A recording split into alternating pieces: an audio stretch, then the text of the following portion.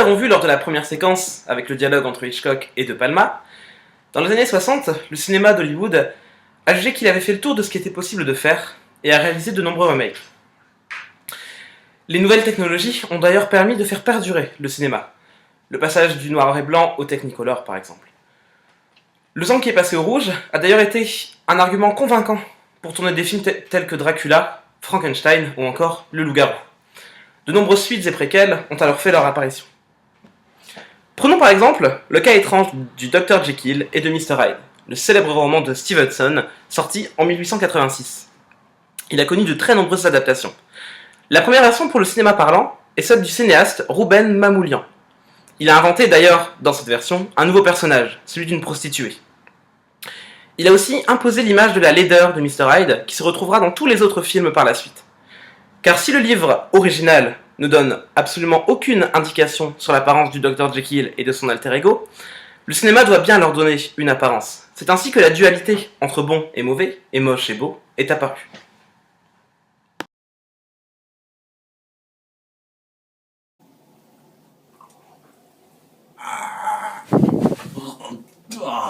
La laideur physique de Mr Hyde est donc présente à l'écran pour refléter sa laideur morale. Dans les années 70, de nombreuses versions remaniées vont apparaître en changeant cette histoire originale, laissant d'ailleurs la notion de laideur morale de côté pour véhiculer d'autres messages. Par exemple, nous pouvons parler du film Dr Jekyll and Sister Hyde, sorti en 1971, où le docteur ne se transforme pas en Mr Hyde, mais en jeune femme.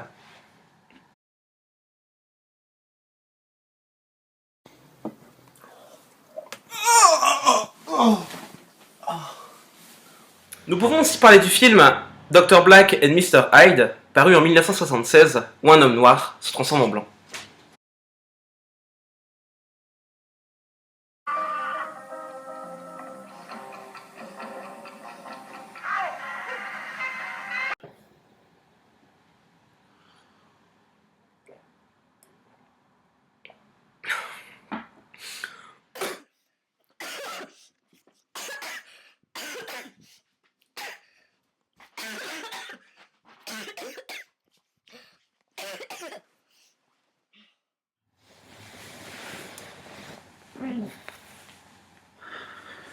Le mythe de Dr Jekyll et Mr Hyde s'est vu parodié de nombreuses fois, laissant de côté le message moral pour s'attarder à la notion d'humour.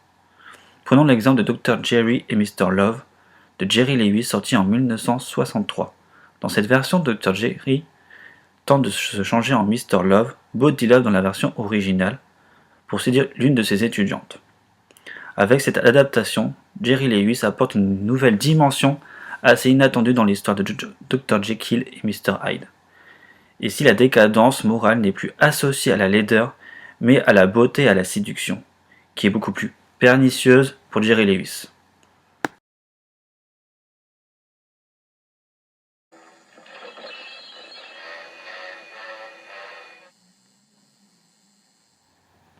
En 1996 sort un film que vous connaissez tous, je suppose, The Nutty Professor, le professeur Flandingue dans la version française.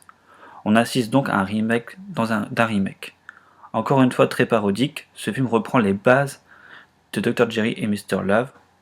Ici, l'humour est plus gras et plus potache.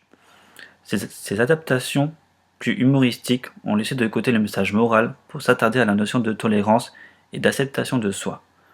Comme nous avons pu le dire lors de la première séquence, les films adaptent toujours leur sujet en fonction des préoccupations actuelles de la société dans laquelle ils s'inscrivent. Il y a peu, le mythe de Dr Jekyll et Mr Hyde a été repris sur format court par le scénariste Steven Moffat avec la série TV Jekyll. Dans cette adaptation, on glisse complètement dans la science-fiction avec une histoire beaucoup plus riche et complexe. Le format permet d'ailleurs cet approfondissement et la complexité de l'histoire avec 5 épisodes de 55 minutes chacun. Avec tous les exemples que nous avons cités durant cette seconde séquence, nous pouvons donc affirmer que le remake ne se contente pas seulement au cinéma, le remake peut aussi s'appliquer lorsque l'on passe d'un support à un autre, le remake se fait transmédia. L'histoire de Dr Jekyll et Mr Hyde est partie d'un roman, puis s'est retrouvée adaptée au cinéma, à la télé, mais aussi en BD, avec les comics de la ligne des Gentlemen Extraordinaires.